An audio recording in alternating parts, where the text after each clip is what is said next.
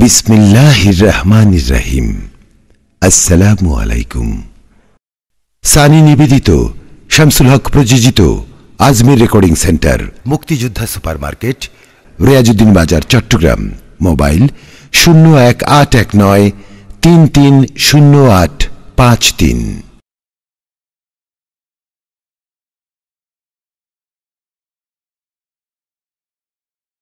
أعوذ بالله من الشيطان الرجيم. بسم الله الرحمن الرحيم. ومن يطع الله والرسول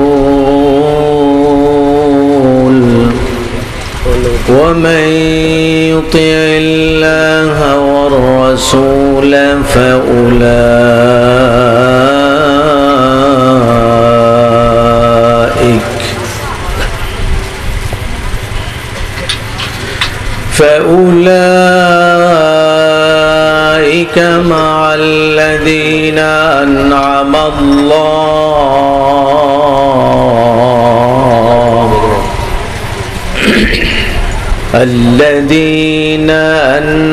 الله عليهم من النبيين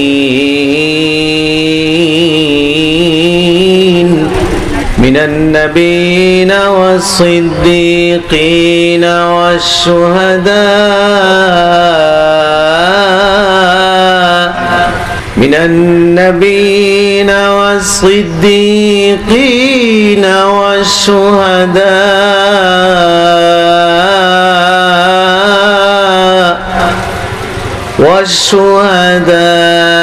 والصالحين وحسن أولئك رفيقا.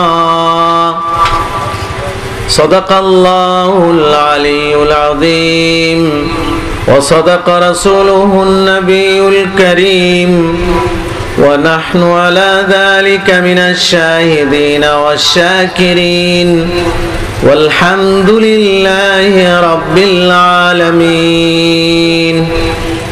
فقد قال الله تعالى لشان حبيبه الكريم ولشان محبوبه الأمين: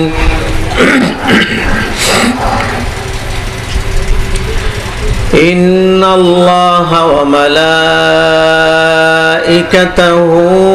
يصلون على النبي يا أيها الذين آمنوا صلوا عليه وسلموا تسليما. اللهم صل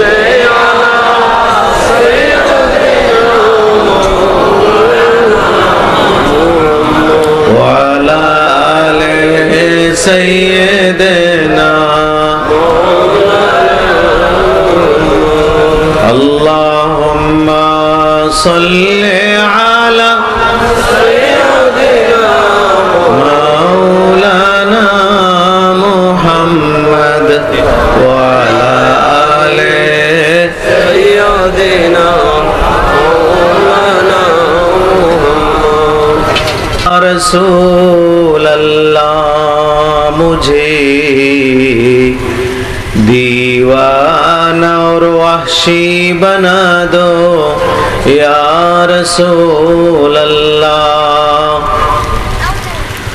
کرو نور منور سے میری آنکھوں کو نورانی.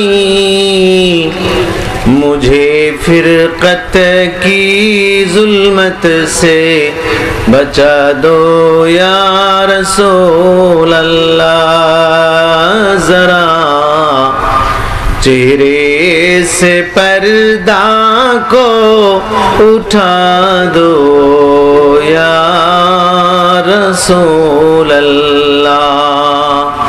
مجھے دیوانہ اور وحشی بنا دو یا رسول اللہ. शफीए आसिया तुम हो, इमामे अंबिया तुम हो। तुम्हें छोड़कर कहाँ जाओ, बता दो या रसूल अल्लाह।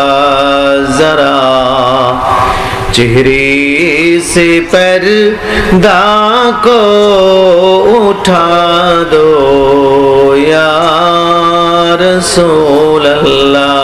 अल्लाहुम्मा सल्ले अला सय्यिदिना मौलाना मुहम्मद व अला आलि सय्यिदिना मौलाना मुहम्मद।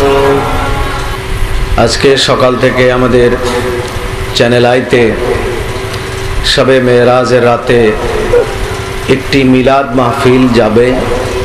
সেই মিলাদ মাহফিলের রেকর্ডিং ছিল। আজকে সকাল থেকে 3টা পর্যন্ত রেকর্ড শেষ করে 4টার সময় আমার ফ্লাইট ছিল, কিন্তু রাস্তায় একটু জ্যাম থাকার কারণে যথাসময়ে সেই ফ্লাইটটি ধরতে পারিনি, যার কারণে আমার আসতে দেরি হয়েছে। 6:30টার ফ্লাইটে আসতে হয়েছে। যথাযথ মর্যাদার সাথে আপনাদের কনফারেন্স পর্যন্ত এসে পৌঁছতে পেরেছি, আল্লাহ পাকের মেহেরবানি। বাকি শারীরিক কারণে যতটুকু দুর্বল আছি, বেশিক্ষণ বলতে না পারলেও চেষ্টা করব আপনাদের দোয়া পেলে কিছু সময় বলবার জন্য। রুহানিভাবে আপনারা অনেক বুজুর্গ আছেন, আউলিয়া ইকরামের হাতে বায়াত হনেওয়ালা অনেক মুরিদ রয়েছেন, আহলে তরিকত রয়েছেন। আন্তরিকভাবে দোয়া করলে আমি আশা করি কিছু সময় কথা বলা যাবে। আসলে একটা মাহফিলের আয়োজন যারাই করুক বড় আশা করে করে, আলেম উলামা দাওয়াত করে তাদের নাম প্রচার করে তারা একটা ভরসার উপরে থাকে। সেখানে যদি হাজির হওয়া না যায় তাহলে সবচেয়ে আর্থিক ক্ষতি যেমন তেমন মানসিকভাবে খুব ক্ষতি হয়, সকলেরই মন ভেঙে যায়। যারা আয়োজক তারা লাঞ্ছিত হয়। সেই জন্য আমরা এটা মাথায় রেখে যত কষ্টই হোক আমরা অন্তত পক্ষে সম্মান রক্ষা করার জন্য সেখানে উপস্থিত হওয়ার চেষ্টা করি। সেই জন্যই আমার এই শরীরটা নিয়েও চলে এসেছি আপনাদের খেদমতে। আপনাদের আয়োজন, আপনাদের উপস্থিতি, আপনাদের একাগ্রতা, আপনাদের মনোযোগ, আপনাদের আদব, আপনাদের ভালোবাসা, আন্তরিকতা সব কিছু দেখে শুনে বুঝে আমার অসুস্থতা বলুন, রাস্তাঘাটের ক্লান্তি, কষ্ট, সফরের সব কিছু এই মুহূর্তে আনন্দে পরিণত হয়েছে। দারুণভাবে আমি আনন্দ পাচ্ছি আপনাদের সামনে কথা বলতে পেরে। বাকি আমি তো আসলে আপনাদের ভাষায় বলতে পারবো না, তারপরও আমি আশা করি আপনারা তো আমার ভাষা বুঝবেন। পৃথিবীতে জগৎ বলে একটা কথা আছে, ঊর্ধ্ব জগৎ আর নিম্ন জগৎ। ঊর্ধ্ব জগৎকে বলে সামাওয়াত, নিম্ন জগৎকে বলে আর্থ। তো সামাওয়াত আর আর্থ, যেখানে আমরা বসে আছি সেটা আর্থ। এর নিচে যত থাকবে সব আরদিন। ঊর্ধ্ব জগৎ আমরা যেটাকে আকাশ বলে দেখি, এটার থেকে উপর দিকে যত যাবেন এগুলি হলো ঊর্ধ্ব জগৎ। এই মাসটি রজব মাস।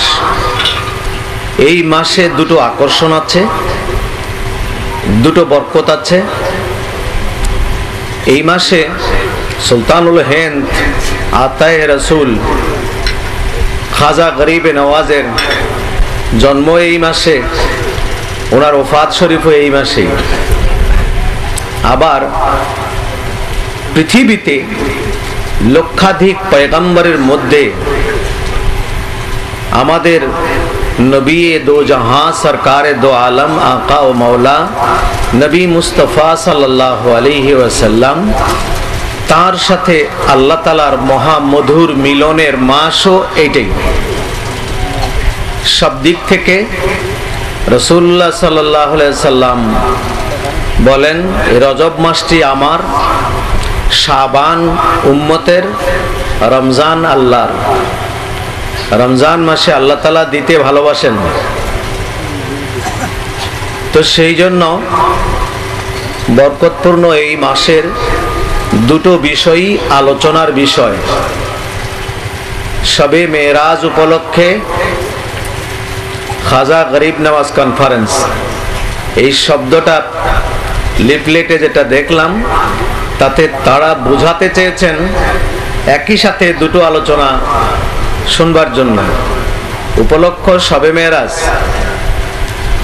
আর আলোচনা গরিব নওয়াজ। খুব সুন্দর একটি শিরোনাম দিয়ে তারা শুরু করেছেন। আমি যেখান থেকে শুরু করতে চাই যে হযরতে দাহিয়াতুল কলবি রাসূলুল্লাহ ভরা মজলিসে সাহাবায়ে কেরামের সামনে ওয়াজ নসিহত করছিলেন। হুজুরের ডান দিকে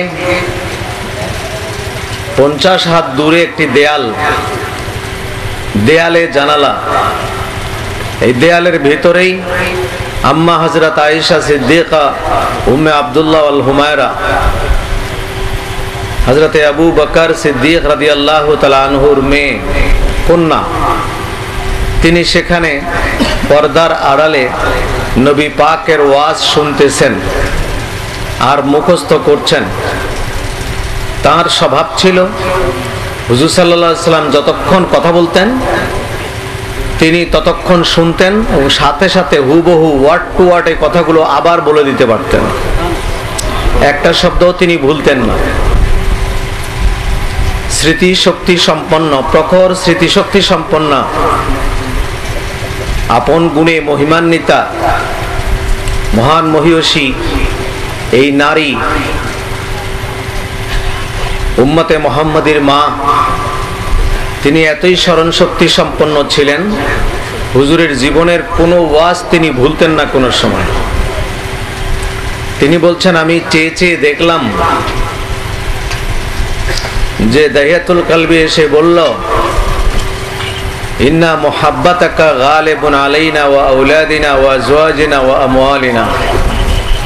ইয়া রাসূলুল্লাহ, আপনার মহাব্বত আমাদের উপরে গালেব হয়েছে, এতটাই গালেব যে আমি আমার ছেলে মেয়ে, ভাই বোন, স্ত্রী পুত্র, আত্মীয় স্বজন, মা বাপ সকলের চাইতে আপনাকে ভালোবাসি।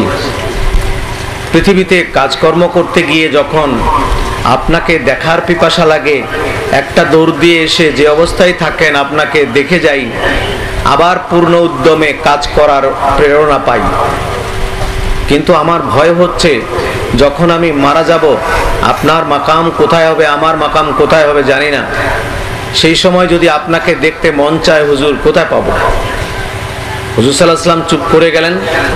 আল্লাহ তাআলা পবিত্র কোরআন শরীফে এই মর্মে আয়াত নাজিল করে দিলেন, ওয়ামাই ইউতিইল্লাহ ওয়ার রাসূলা, ইতাআত রাসূল এবং আল্লাহর যে করে। কোরআন শরীফে আল্লাহ তাআলা যতবার ইতাআতের কথা বলেছেন ততবারই আল্লাহর সাথে রাসূলকে রেখেছেন। রাসূলুল্লাহ বাদ দিয়ে ইতাআতের কথা আল্লাহ তাআলা বলেন নাই। শুধু ইবাদতের ক্ষেত্রে আল্লাহ তাআলা ওয়া আবুদুল্লাহ ওয়ার রাসূলা এটা আল্লাহ বলেন নাই। ইবাদত করো আমার আর রাসূলের এটা আল্লাহ বলেন নাই। কিন্তু ইতাআত করো আমার আর রাসূলের, এখানে আর রাসূলুল্লাহকে বাদ দেয় নাই, সব জায়গায় রেখেছেন। তবে আল্লাহ তাআলার সমগ্র ইবাদতের মধ্যে রাসূলুল্লাহকে শোভা বানিয়ে আল্লাহ তাআলা রেখেছেন, বাদ দেন নাই। আল্লাহ তাআলা বলে দিলেন,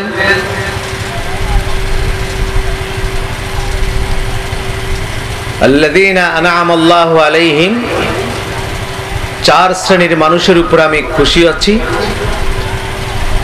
আমি তাদেরকে পুরস্কৃত করব। তোমরা এই 4 শ্রেণীর মানুষের সঙ্গী হয়ে যাও, সাথী হয়ে যাও, তাহলে এই 4 শ্রেণীর মানুষ পুরস্কার পেয়ে জান্নাতে যাবে, তোমরাও তাদের সাথে সাথেই জান্নাতে যাবে। 4 শ্রেণীর মানুষের প্রথম শ্রেণী নবী, রাসূল, আম্বিয়া আলাইহিমুস সালাতু ওয়াস সালাম।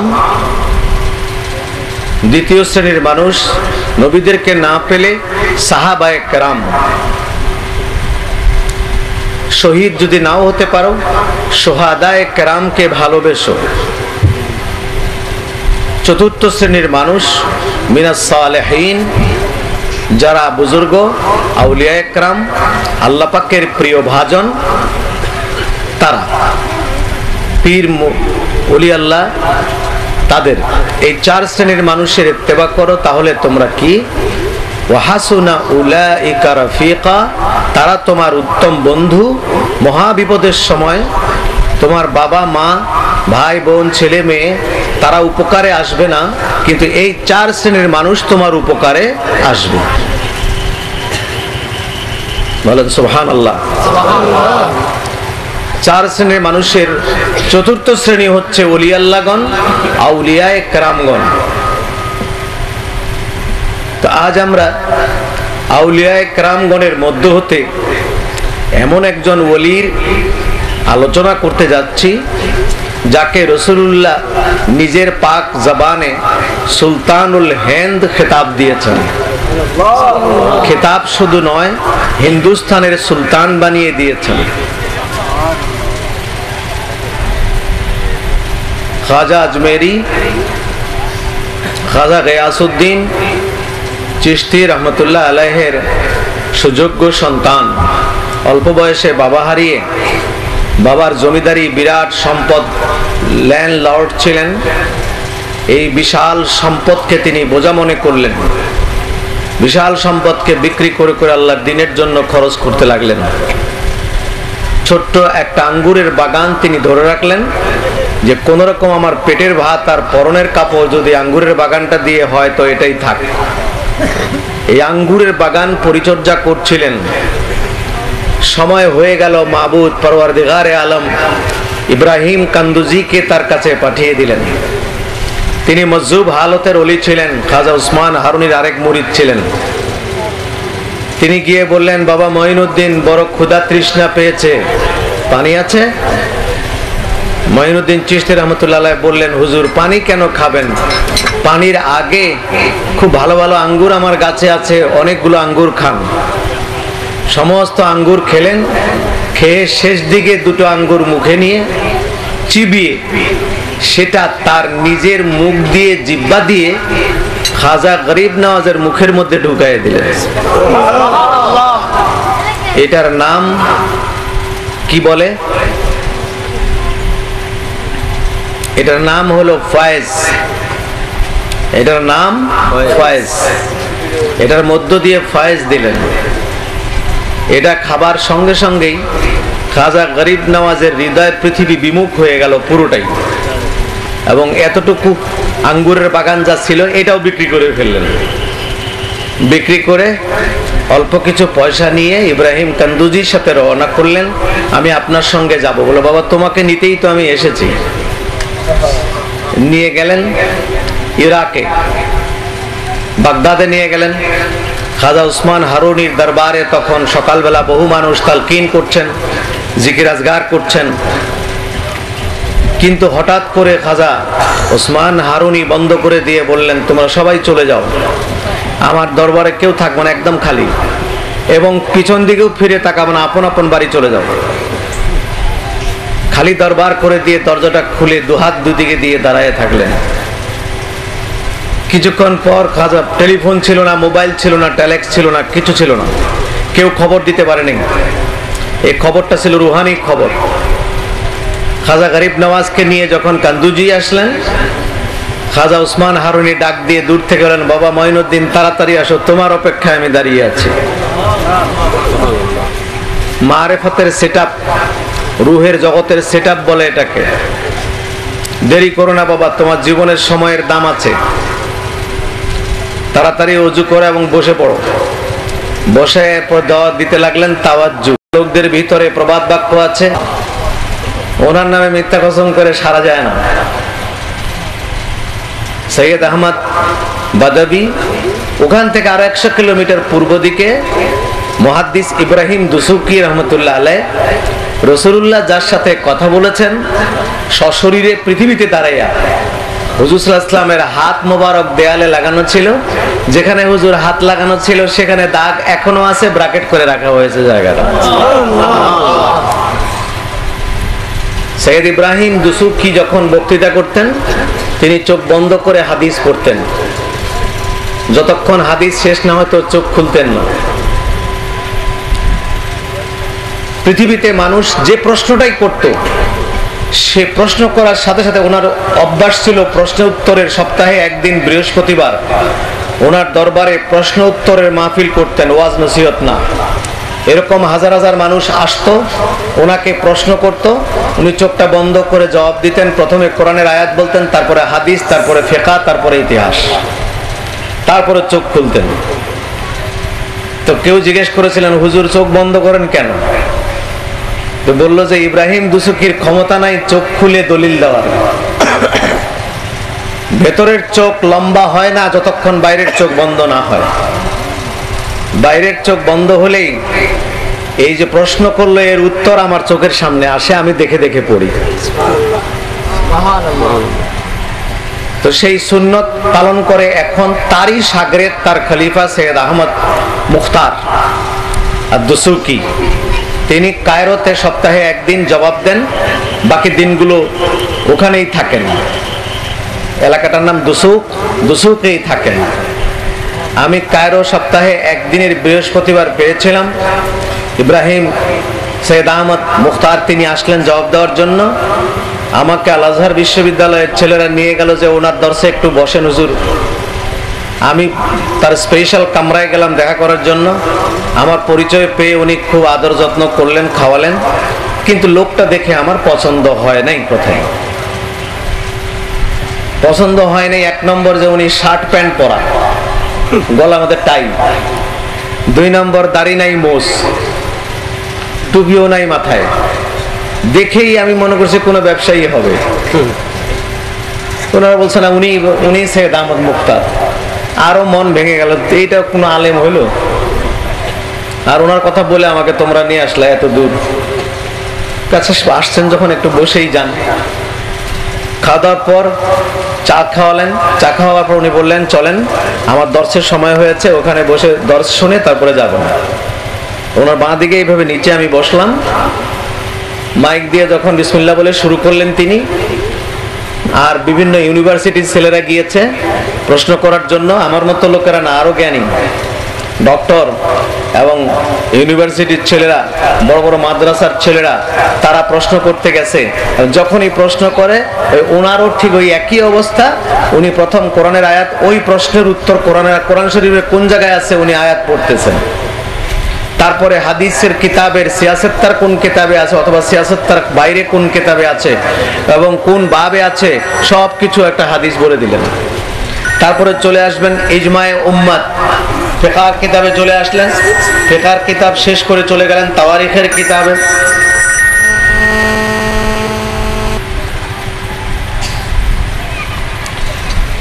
তাওয়ারিখের কিতাব থেকে তারপরে নিজের রায়, যে এই 4টা থেকে আমি যেটা বুঝি সেটা হলো এই, এবার আমার এই বুঝ যদি তোমাদের কাছে ভালো লাগে আমার সাথে আসতে পারো। এই বলে নাম, আর কেউ আছে বলো, আরেকজন প্রশ্ন করবে। এভাবে 3.5 ঘন্টা তিনি প্রশ্নের উত্তর দিলেন। এই 3.5 ঘন্টার মধ্যে আমি জমিনে না আসমানে না কোথায় বলতে পারলাম না।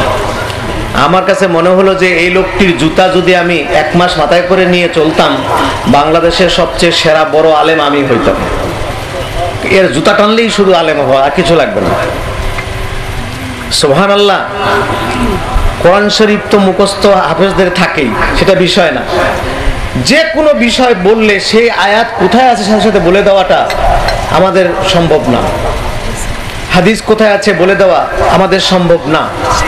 3 ঘন্টা ব্যাপী জবাব দিলেন এত বড় আলেম। প্রশ্ন উত্তরের প্রসঙ্গ যখন শেষ হয়ে গেল, চলেন আমরা রসুলকে সালাত ও সালাম হাদিয়া পেশ করি হুজুরের কদমে বলেই দাঁড়ায় গেলেন। দাঁড়াইয়া ইয়া নবী সালামু আলাইকা পড়তে লাগলেন এবং সাথে সাথে ছোট ছোট বাচ্চারা পাশে থেকে দপ নিয়ে আসলো, ওরা দপ বাজাচ্ছে, ইয়া নবী সালাম আলাইকা, ইয়া রাসূল সালাম আলাইকা, ইয়া হাবিব সালাম আলাইকা, সালাওয়াতুল্লাহ আলাইকা। আর দপ বাজাচ্ছে। মিলাদ পড়লো, মিলাদ পরে দাঁড়ায় দাঁড়ায় দোয়া করে দিয়ে চলে গেলেন। তো বাংলাদেশের ওহাবি মাওলানা সাহেব যতগুলো আছেন, এই সমস্ত মাওলানা সাহেবকে এক জায়গায় করে যদি বিক্রি করা যায়, সৈয়দ আহমদ বা মুখতারের 1 স্যান্ডেলের মূল্য হয় না, 2 স্যান্ডেল না, একটা স্যান্ডেলের মূল্য হবে না। এত বড় আলেম তিনি। আরে এরা ফরিঙ্গের মতো লাফায়, ওনার 1 ফোঁটা পেশাবের মধ্যে এরকম ওহাবি সাঁতার কাটে মেলা। এত পরিমাণ এলেম যার, তিনি বললেন বিদায়ের বেলা আমরা রসুলের কদমে সালাত ও সালাম উপহার দিয়ে যাই।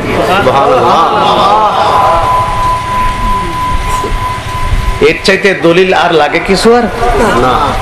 আমরা তো কেতাবাদি দিয়ে বহস করি, ওনার সমস্ত জীবন বহস করবেন, কোনো কিতাব দেখা লাগবে না, সব এখানে আছে। শাজালি তরিকার পীর উনি। মিশর সেভাবে থাকতে হয়, জিজ্ঞেস করেছিলাম যে ওনার এই অবস্থাটা কেন। তো যেটা জানতে পারলাম যে তুরস্কের কামাল আতাতুর্ক আর মিশরের কর্নেল নাসের জামাল, এই 2 জন খোদাদ্রোহী। মিশরকে বানিয়েছে এই, আর তুরস্ককে বানিয়েছে কামাল আতাতুর্ক। কি যে কামাল আতাতুর্ক এসে তুরস্কের মসজিদে গাদা বানত, ঘোড়া বানত, মিনার গুলা ভেঙে দিয়েছে, মাইক বন্ধ করে দিয়েছে, জামাতে নামাজ বন্ধ, মেয়েদের বোরকা সব টেনে খুলে ফেলে দিল, আইন করে দিল বোরকাওয়ালা পাওয়া গেলে 6 মাস জেল। বড় বড় আলেম ওলামাদেরকে কতল করলো। সঈদ আহমদ নুরসি, উনি আহমেদ আফেন্দি রহমতুল্লাহ আলাইহির খলিফা ছিলেন।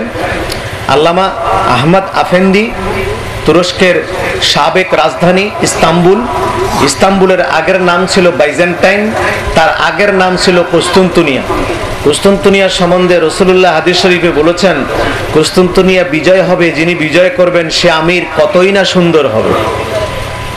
হযরত আবু আইয়ুব আনসারী রাদিয়াল্লাহু তাআলা আনহু সাথে সাথে নিয়ত করেছিলেন, আমি সেই দেশে যাব, সেই আমিরকে দেখতে যাব। আবু আইয়ুব আনসারী ছেলেকে বললেন, বাবা বুড়ো বয়সে হলে আমাকে ঘোড়ায় চড়াইয়ে দে, আমি সেই দেশে যাব কুস্তুনতুনিয়ায়। চলে আসলেন, কুস্তুনতুনিয়ায় এসে বসবাস করা আরম্ভ করলেন। সেখানে তিনি ইন্তেকাল করলেন। সাহাবী আবু আইয়ুব আনসারী, অর্থাৎ যিনি ইয়ামানের বাদশার বংশের লোক ছিল, ইয়ামানের বাদশাহ আত্তাবুল হুমায়রি, তিনি যখন মক্কা শরীফ আসলেন খোদার ঘর ভাঙার জন্য, ইহুদি আলেমরা বলেছিল, জনাব খোদার ঘর আপনি ভাঙতে যাবেন না, যারা খোদার ঘর ভাঙতে আসবে তারা নিজেরা শেষ হয়ে যাবে, নিজেরা শেষ হয়ে যাবে। তাবুল হুমায়রি বলল, ঠিক আছে, এই মক্কার ঘরের অধিবাসী যারা আছে এদেরকে মারবো আমি। আলেমরা বলল, না, এদেরকে মারলে এদের নসল থেকে আখরি জামানার নবী আসবেন, নসল কেটে যাবে, এদেরকে মারা যাবে না। বলো কি? বলে হ্যাঁ, আখরি জামানার নবী কোথায় থাকবেন? উনি এখানে জন্ম নেবেন, কিন্তু এখানে থাকতে পারবেন না। এখান থেকে তিনি হিজরত করে এখান থেকে 450 কিলোমিটার দূরে ইয়াসরাব নামক জায়গা আছে, সেখানে থাকবেন। চলো আমি সেখানে যাব। সেখানে গিয়া আলেমরা দেখায় দিল এই জায়গাটায় তিনি আসবেন, এইখানেই থাকবেন। কত বছর আগে? হুজুর সাল্লাল্লাহু আলাইহি ওয়াসাল্লামের শুভ বিলাদাত শরীফের 500 বছর আগে, 500 বছর আগে দেখায় দিছে এইখানে নবীজি থাকবেন। তাহলে আল্লাহর নবী কবে কোথায় জন্ম নেবেন, কোন দিক দিয়ে হাঁটবেন, কত বছর বয়সে, কোন দিন, দিনের কটা বাজে, কোন দিকে যাবেন, ইনফরমেশন, ডিটেলস ইনফরমেশন আসমানি কিতাবে দেওয়া ছিল। আর বেয়াদব মোল্লা আলী যারা, এরা বলে তিনি আমাদেরই মতো মানুষ, আমাদের থেকে বেছে নিয়ে আল্লাহ নবী বানাইছে। অথচ 500 বছর আগে বলছে যে উনি এখানে জন্ম নিবেন, ওখানে গিয়ে বাস করবেন। তাবুল হুমায়রি বিশ্বাস করলেন এবং চলে গেলেন ইয়াসরিব।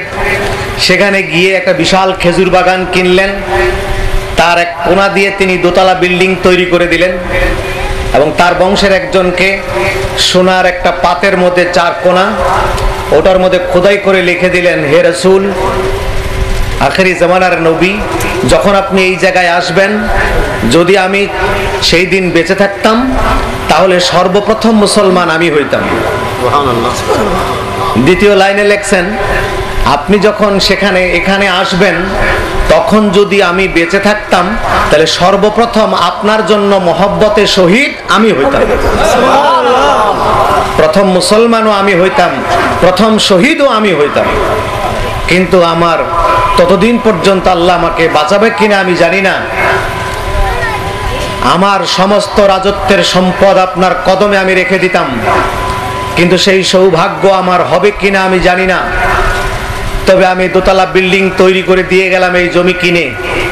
এটা আপনার বিল্ডিং, এই জমি আপনার। পাহারা দেওয়ার জন্য আমার লোক রেখে গেলাম। যেদিন আপনি আসবেন, এই দলিল আপনি হাতে নিয়ে আমার লোককে বের করে দিবেন, এটা আপনার বিল্ডিং। রেখে গেলেন একজনকে তার বংশের।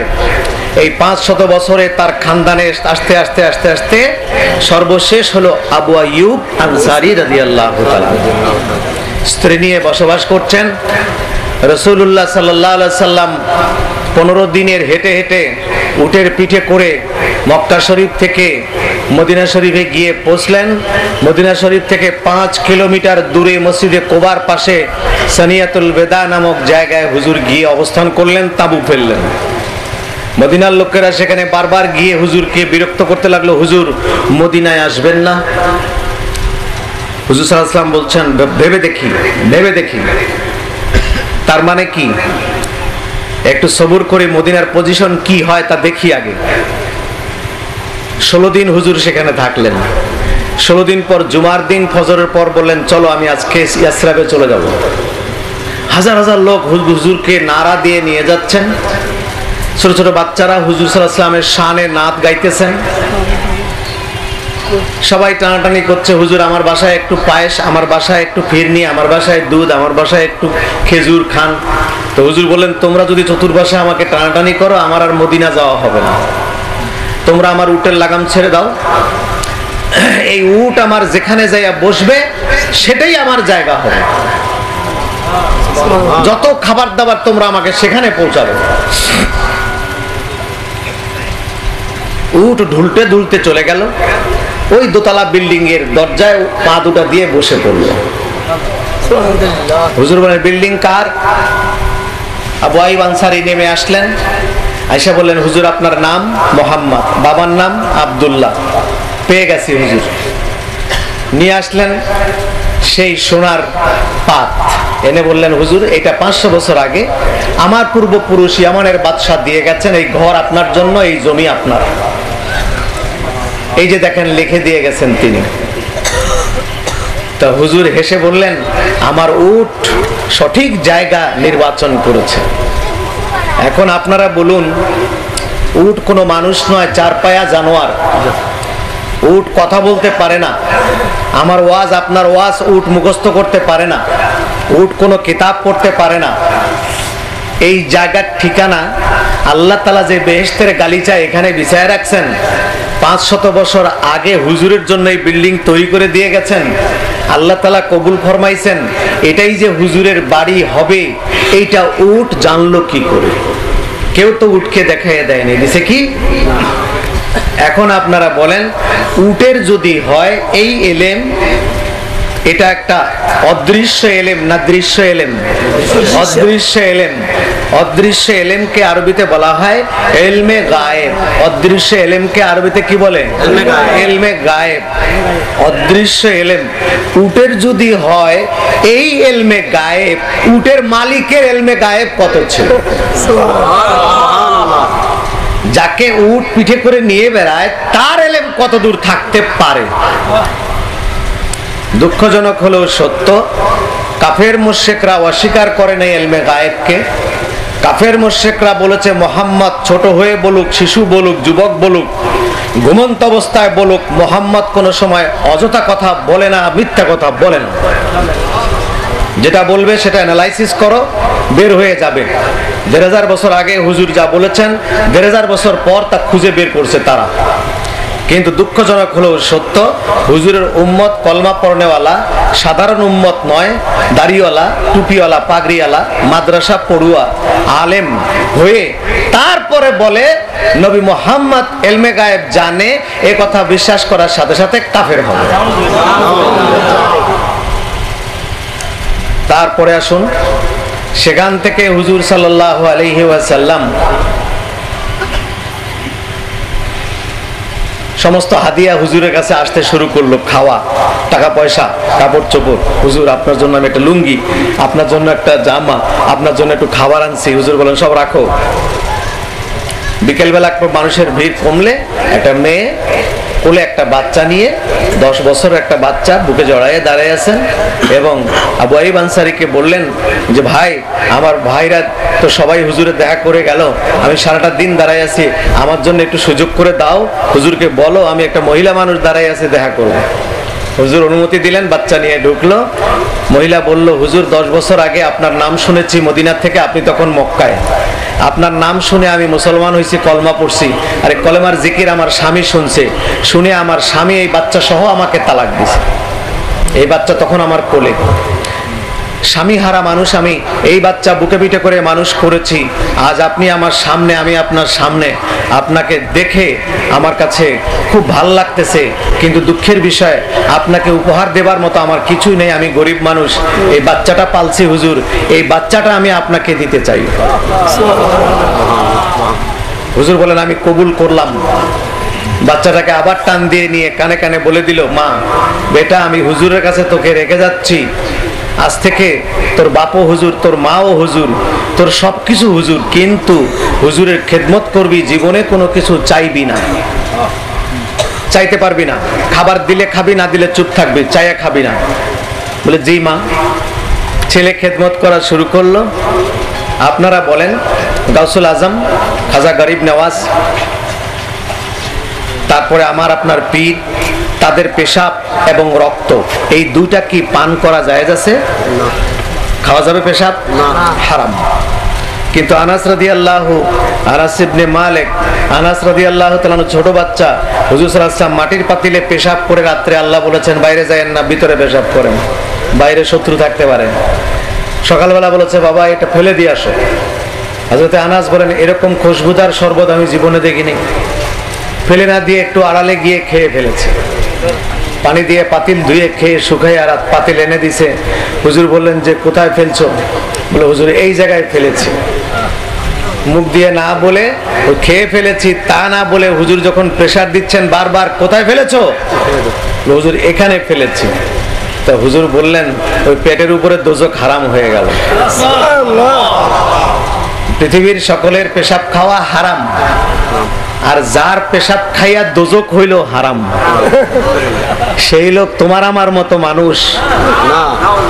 সেই লোক কি আপনার আমার মতো মানুষ?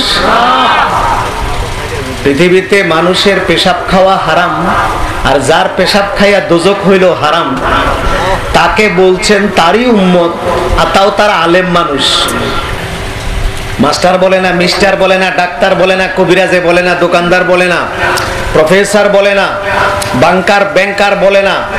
কারা বলে? মাদ্রাসার আলেমরা বলে। ওদের দোষ নাই, ওরা বলে না। কারা বলে? আলেমরা বলে। যারা রাসূলুল্লাহর নাম বিক্রি কইরা বাসে, 50টা মানুষ বাসে দাঁড়ায় যায়, একজন হুজুর মানুষ বড় দাড়িওয়ালা পাগড়িওয়ালা বাসে উঠলো, বসার জায়গা নাই, দাঁড়ায় আছে। 5 মিনিট পর একটা নওজোয়ান দাঁড়ায় বলবে হুজুর আপনি বসেন, আমি দাঁড়ায় যেতে পারবো। এই যে বসায় দিল, কাকে বসাইলো? এই তাজিম কেন করলো? এই তাজিম এই জন্যই করলো যে উনি নায়েবে রসুল, রসুলের নায়েব। তুমি রসুলের ইজ্জত বিক্রি করে বসার জায়গা পাইলে তোমাকে কে বসতে দিবে? তোমাকে আর বাকি 50 জন দাঁড়াই আছে না, তাদেরকে তো কেউ বসতে বলে না। তোমাকে বসতে বললো কেন? তুমি রসুলুল্লাহর সুন্নত পালন করছো, দাঁড়িয়ে রাখছো, তুমি নায়েবে রসুল, সেই জন্য। আজকে মানুষ লাখ লাখ টাকা তোমাদের মাদ্রাসায় দিচ্ছে, সেগুলো দেদারসে খাওয়া দাওয়া করে মোটা তাজা হচ্ছ, আর তারপরে বলো সেই রসুল অন্য কেউ নয়, আমাদের মতোই মানুষ। তো সে যাক, দুঃখের কথা। সে আনাস রাদিয়াল্লাহু তাআলা আনহু বড় হলেন, 20 বছর বয়স হয়ে গেল। শীতের দিনে কনকনা শীত, পানি গরম করে সে গরম পানির মধ্যে মেসওয়াকের মাথা চুবাইয়ে ধরে বসে আছেন। হুজুরকে ডাকে না। হুজুর নিজে নিজে উঠে দরজা খুলে দেখে শীতে কাঁপতেছে ছেলে। হুজুর বললেন, এই এটা রেখে আমার কাছে আসো। আসছে, কানে কানে বললেন, তুমি 10টা বছর ধরে খেদমত করতেছো, এই শীতে কাঁপতেছো তুমি এখানে, বলো তো তুমি কি চাও আমার কাছে? যা চাবা তাই দিব। উনি বললেন, হুজুর আমি চাইতে পারবো না। বোকা কোথাকার, আমি মোহাম্মদ বলছি, তুমি চাইবা না? না, কালকে বলবে। পরের দিন সকালে মার কাছে গিয়ে বলেছে, মা তুমি তো চাইতে নিষেধ করছো, আমি চাইনি, হুজুর এই কথা বলেছেন। বলে, বাবা আজকে যদি হুজুর তোমাকে জিজ্ঞেস করে তাহলে বলবা, হুজুর আমি যে জিনিসটা চাই সেটা হলো বেহেশতে আল্লাহ আপনাকে যে জায়গায় রাখবেন, আপনার ডান পাশের জায়গাটা আমি চাই। পরের দিন আবার হুজুর জিজ্ঞেস করছে, বল কি চাস আমার কাছে বল। হুজুর বেহেশতে আপনার ডান দিকে জায়গাটা চাইলো, সরি ডান দিকেটা দিয়ে দিছি। বলে, হুজুর আপনার বাম দিকে না, ওটাও দিছি। বলে, হুজুর আপনার পিছন দিকেও নাই। বলে, না এটাও দিয়ে দেওয়া শেষ। চুপ হয়ে গেল। বলে, বলিস না কেন বল। বলে, হুজুর আর বলার সাহস নাই। তার মানে সামনেরটা যদি কাউরে দিয়ে থাকেন? তা হুজুর বলে, বোকা সামনেরটাই তোর জন্য রাখছি।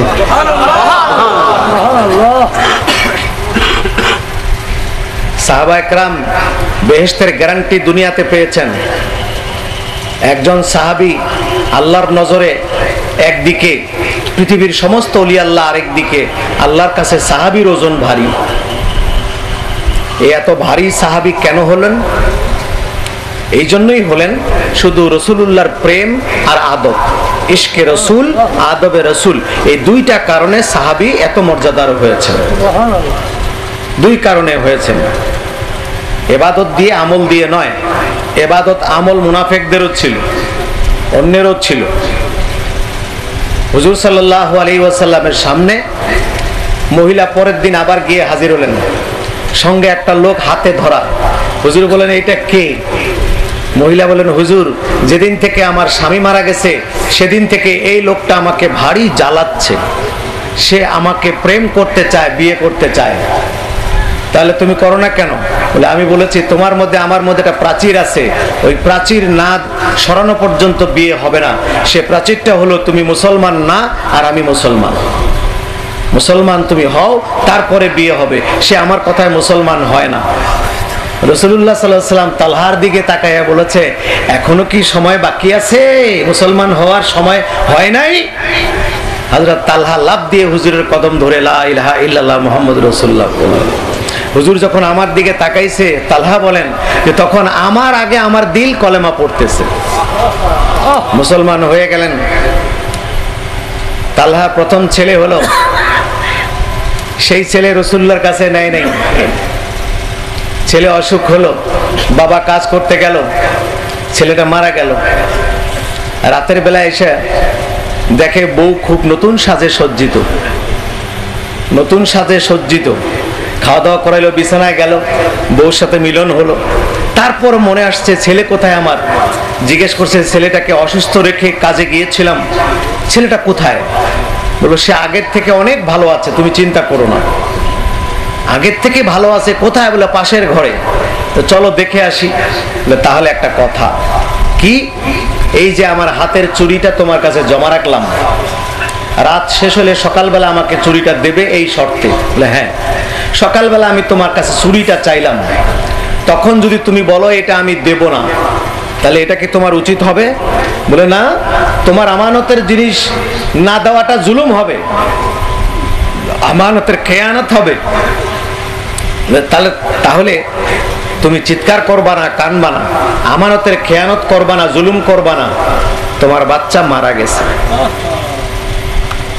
তার মানে বাচ্চা দিনের বেলায় মারা গেছে, আমি গোসল করাইয়া কাফন পরাইয়া সাজায় রেখে দিয়েছি, তুমি আসবে তারপরে মাটি দিবা। তো চোখ দুটো বড় হয়ে গেল, বিবি তুমি কি করে পারলে মরা বাচ্চা পাশের রুমে রেখে তুমি এত সুন্দর সাজে সজ্জিত হয়ে আমার সাথে মিলিত হলে, তুমি এটা কি করে পারলে? তুমি পৃথিবীতে এটা কোনো জীবনে শুনছেন কোনো সময়? না। কোনো মেয়ে লোক পারবে তার বাচ্চা মারা গেছে, মরা বাচ্চা ঘরে রেখে স্বামীর সাথে মিলতে পারবে এটা কোনোদিন? তুমি এটা কি করে পারলে? বলে কি করে পারছি সেটা আমি বুঝাবো না, আল্লাহর নবী বুঝাবো। বাচ্চা মাটি দিয়ে সকালবেলা কানতে কানতে রাসূলুল্লাহ দরবারে গেছে বলার জন্য, দুঃখের কথা বলবার জন্য। দরবারে ঢোকার সাথে সাথে হুজুর বলেছে, চিন্তা করিও না, কান্দাকাটি করিও না, নেমাল বদল হইছে, আল্লাহ একটা না দিয়ে নেয় নেই। তার মানে কি ওই রাতের বেলা মিলিত হয়েছে, তখনই আল্লাহ একটা দিয়ে দিছে আরেক ছেলে। তোমার বউর পেটে আরেক বাচ্চা আল্লাহ দিছে, দিয়ে তারপরে এটা নিছে, চিন্তা করিও না। তোমার বড় ছেলে যখন হয়েছিল আমার কাছে আনো নাই, আমি দেখি নাই, এটা দুঃখজনক। এখন যে বাচ্চা পেটে আছে, এই বাচ্চা যখন হবে তখন সবাই কোলে নেবার আগে আমার কাছে নিয়ে আসবা। ঠিক আছে হুজুর। বাচ্চা হইল, আব্দুল্লাহ নাম, হুজুরের কাছে নিয়ে গেল তোয়াল্লিয়া পেঁচাইয়া। আল্লাহ নবী বলেন খেজুর আনো। আমার বাগানের খেজুর আনো, যে খেজুর গাছ আমি কাটছি, সেই খেজুর আনলো। হুজুর খেজুর চাবাইয়া, একদিনে পুরো হয়নি বাচ্চার বয়স, এই বাচ্চার মুখে হুজুর চাবানো খেজুর দিচ্ছেন ঢুকাইয়া, আর বাচ্চা খাচ্ছে। একদিনও বয়স হয় নাই বাচ্চার, এই বাচ্চা ড্রপ দিয়ে পানি পান করতে পারে না, মায়ের দুধ টানা শিখে নেই এখনো। আর সেই বাচ্চা আল্লাহর নবীর মুখের চাবানো খেজুর খাচ্ছে। এটার নাম হলো ফায়েজ। এটার নাম কি? রাসূলুল্লাহ চাবাচ্ছেন আর বাচ্চার মুখে দিচ্ছেন, মুখ দিয়ে বাচ্চা খেয়ে ফেলতেছে। তো হুজুর বললেন ওর নাম রাখলাম আমার বাবার নামে, নাম আব্দুল্লাহ। এখান থেকে এইটুক হবে আমার মতো, কথা বলবে আমার মতো। বলে দিলেন। আব্দুল্লাহ ইবনে তালহার যথেষ্ট হাদিস রয়েছে। যেই দিন হুজুর সাল্লাল্লাহু আলাইহি সাল্লাম গারে উহুদে পড়ে গেলেন, ঢুকে পড়লেন এবং বর্ষার মতো তীর আসতে লাগলো, সেদিন সর্বপ্রথম বুক পেতে দিলেন তালহা। তিনি গিয়ে দাঁড়ালেন, সব তোমাদের সমস্ত তীর আমার বুকে শেষ হয়ে যাক, আমার নবীর গায়ে যেন না লাগে।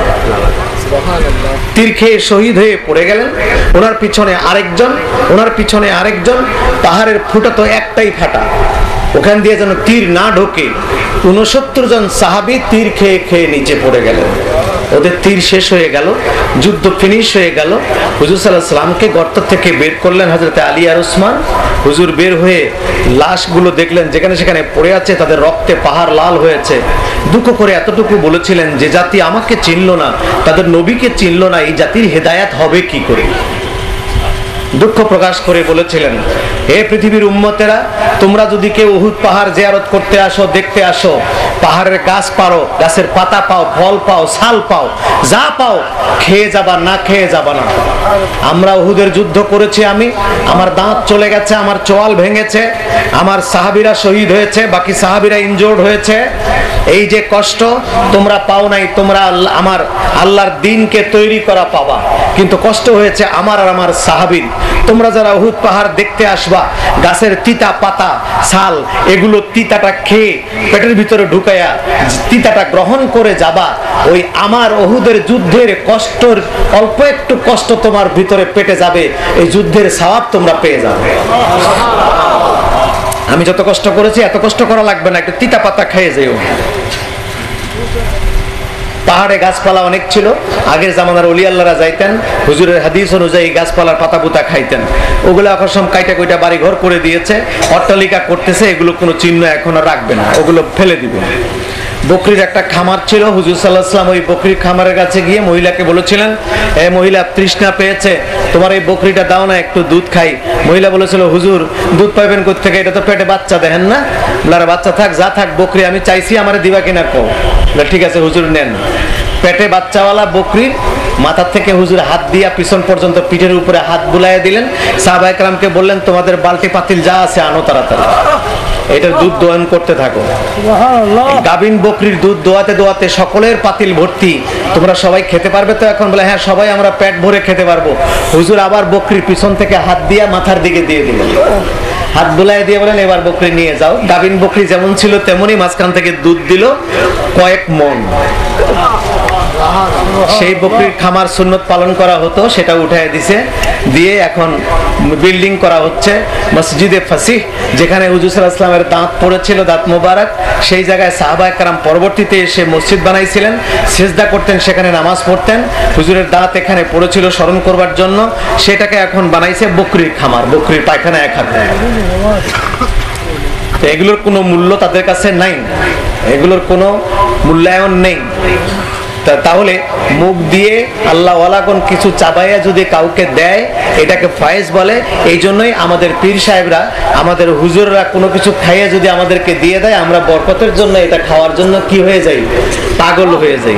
হুজুর সাল্লাল্লাহু আলাইহি ওয়াসাল্লাম ওযু করতেন, ওযু করার পর হুজুরের ওযুর অবশিষ্ট পানি খাওয়ার জন্য সাহাবায়ে কেরামের মধ্যে মারামারি লেগে যেত। কেউ যদি পানি না পাইতো, তাহলে পানির পাত্রটা হাত দিয়ে মুছে মুখে মালিশ করে নিত। এই ছিল সাহাবায়ে কেরামের আদব। সাহাবায়ে কেরাম হাত পেতে থাকতেন, হুজুর থুতু ফেলবেন, কার হাতে দিবেন? যার হাতে থুতু দিত সে মুখে মালিশ করে বলতো, আর কিছু হোক আর না হোক এই চেহারাটা দোজখে ধরবে না। এই ছিল সাহাবায়ে কেরামের আদব। তো আজ খাজা গরিব নওয়াজকে হুজুর বললেন, এই ফলটা নিয়ে যাও, মুরগির রান নিয়ে যাও। মনে আছে? মুরগির রান নিয়ে হুজুর ইরানে আসলেন প্রথম। ইরানের বাদশা ছিল অত্যাচারী, বাগানে একটা লেক আছে, লেকের পারে উনি বসে বসে কাপড় শুকাচ্ছেন, আর একটা মেয়ে গাছের সঙ্গে হাত বাঁধা, যুবতী সুন্দরী একটা মেয়ে কাঁদতেছে তার হাত বাঁধা গাছের সাথে। খাজা গরিব নওয়াজ জিজ্ঞেস করলেন, তোমার হাত বাঁধা কেন গাছের সাথে? তো মেয়েটা বলল, এই দেশের বাদশা অত্যাচারী, প্রতিদিন একজন করে মেয়ে লোককে ইজ্জত নষ্ট করে, চরিত্র নষ্ট করে এবং ভোগ করে এই জায়গায়, সেই জন্য আজকে আমাকে নিয়ে আসছে। আমি জীবনে কোনো পুরুষ দেখি নাই, আমাকে ঘরের ভিতর থেকে পর্দা নষ্ট করে আমাকে জোর করে বাদশার সিপাহীরা আমাকে এনে গাছের সাথে বেঁধে রাখছে। শুনেছি বাদশা নাকি একটু পরেই আসবে এবং আমার ইজ্জত নষ্ট করবে। আমি আল্লাহর কাছে শুধু দোয়া করতেছি, আল্লাহ তুমি ওই বাদশা আসার আগেই আমারে নিয়ে যাও। গরিব নওয়াজের কলিজায় আঘাত লাগলো। গরিব নওয়াজ মেয়েটার বাঁধ খুলে দিলেন, খুলে দিয়ে বললেন, তুমি যেও না, এখানেই থাকো, আসুক বাদশা, দেখা যাক কি হয়। বাদশা এসে রাগ হয়ে গেল, এই কাজটা কে করলো? এই মেয়েটার খুলে দিল কে? এই ফকির খুলে দিছে। বাদশা জোরে এক ধমক দিছে ঘোড়ার পিঠ থেকে বসে, এই ফকির এখান থেকে হটে যাও। তো খাজা গরিব নওয়াজ ফকিরের চোখের দিকে যেই তাকায় হেসে দিছে, ফকির কাঁপতে কাঁপতে ঘোড়ার পিঠ থেকে পড়ে গেল। পড়ে গিয়ে মির্গি বেড়ামের মতো কাঁপে। অনেকক্ষণ পর্যন্ত সবাই দেখলো। খাজা গরিব নওয়াজ বলেন, ব্যাগের মধ্যে মুরগির একটা রান আছে, বার করো। বার করে ওর মুখের মধ্যে ধরো, একটু খেলেই হবে। মুখে ধরছে, একটু রান চাবাইছে, মুখের ভিতরে গেছে, মির্গি বেড়াম ভালো হয়ে গেছে। ভালো হয়ে গরিব নওয়াজের 2 কদম ধরছে, হুজুর আমি বেয়াদবি মাফ করেন, আমার জীবনের পরিবর্তন এখানেই শেষ, আমি আর এই কাজ করব না। ঠিক আছে, তওবা করো, এসব কাজ না করে আল্লাহর পথে চলো। না হুজুর, আপনাকে আমি যেতে দিব না, আমার বালাখানায় আপনাকে থাকতে হবে। না, আমি তো বালাখানায় থাকতে আসিনি। তাহলে আমাকে সাথে নিতে হবে, হয় আমি বাদশাহী ছেড়ে দেব, নাইলে আপনাকে বালাখানায় আসতে হবে। খাজা গরিব নওয়াজ বললেন, না আমি তো যাবই না বালাখানায়, তুমি আমার সাথে আসতে পারো। বলে, হ্যাঁ, আমার বালাখানা বাদশাহী ছেড়ে দিলাম, আপনার সঙ্গে আমি যাব। বলে, না তুমি একা যেতে পারবে না, তুমি একা যেতে পারবে না। এই মেয়ে এদিকে আসো। কাছে টেনে আনলো মেয়েটাকে। মেয়েটাকে এনে খাজা গরিব নওয়াজ 2 জনের বিয়ে পড়াই দিল। তুমি যখন এই মেয়ের প্রতি তুমি আসক্ত ছিলা, ঠিক আছে, হালাল করে দিলাম তোমার জন্য, আজ থেকে সে তোমার স্ত্রী, এই মেয়ে এটা তোমার স্বামী। খুশি আছো 2 জনে? মহা খুশি। বলে এবার 2 জনে মিলে গেলেন। খাজা গরিব নওয়াজের পাশে ওই 2 জনের কবর এখনো আছে। চলে গেলেন দাতা গঞ্জবক্সের মাজার শরীফে লাহোরে। যাওয়ার সময় বললেন বাইরে কেউ আমার বের হওয়ার সময় থাকবা না, খাওয়া দাওয়া কাপড় চোপড় ভিতরে কিছু দেবে না, 40 দিন আমার সঙ্গে কেউ দেখা করবা না। 40 দিন পর বের হওয়ার সময় বড় একটা পাথর দরজায় দেওয়া ছিল, পাথরের দিক তাকালেন তিনি, পাথর জ্বলে পুড়ে ছাই হয়ে গেল। ওই নজর যদি কোনো মানুষের উপরে দিত কি অবস্থা হইতো। এই জন্য আগেই তিনি বলেছেন কোনো মানুষ থাকবা না। এটা হলো ওলি আল্লাহদের নজর, এটা ওলি আল্লাহদের নজর, তাজাল্লি। এখন খাজা গরিবে নওয়াজ যখন ভারতবর্ষে গেলেন, সর্বপ্রথম সোমনাথ মন্দিরে গেলেন। সোমনাথ মন্দির তখনকার ভারতবর্ষের সবরে বলে ফেললো, লক্ষাধিক মানুষ আমরা আছি, তোমাকে কথা দিচ্ছি, মূর্তি যদি আজকে কথা বলে, যা বলবে আমরা সেটাই করব। ঠিক বলে হ্যাঁ। খাজা গরিব নওয়াজ বুড়ো আঙ্গুল মূর্তির বুকের মধ্যে লাগাই দিয়ে বললেন, আল্লাহর ওয়াস্তে হক কথা কয়ে দে। মূর্তি আবার ওই 6-6-12 হাত উঠাইল। আগে 12টা হাত তুলেছিল আর এখনো 12 হাত তুললো। আবার 12টা হাত তুলে মূর্তি বলল, আশহাদু আল্লা ইলাহা ইল্লাল্লাহ ওয়া আন্না মুহাম্মাদার রাসূলুল্লাহ। এই লোকেরা, ওয়াত্তাবিউ সুলতান আল হিন্দ, এটা হিন্দুস্তানের সুলতান, তোমরা তার ইত্তেবা করো। যেই বলে দিল, খাজা গরিব নওয়াজ বললেন, মূর্তি খবরদার হাত নামাবি না। এতদিন হাত তুলছিলি কেন আর আজকে হাত তুললি কেন, এটা কয়ে দে। এবার মূর্তি বললে, এতদিন আমি হাত তুলি নাই, আমার পন্দের পিছনে রশি লাগানো ছিল ওই হাতের লগে, ওই রশি ধরে ওরা টানতো আর আমি হাত তুলতাম, আর আজকে হাত তুলছে আমার আল্লাহর হুকুম।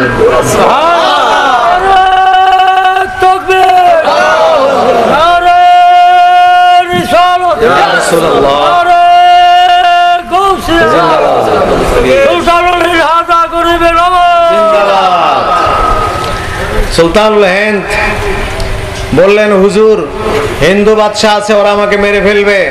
হুজুর বললেন, ওরা মারবে কেন, তোমাকেই তো হিন্দুস্তানের বাদশাহ বানিয়ে দিলাম। হলো সুলতানুল হিন্দ।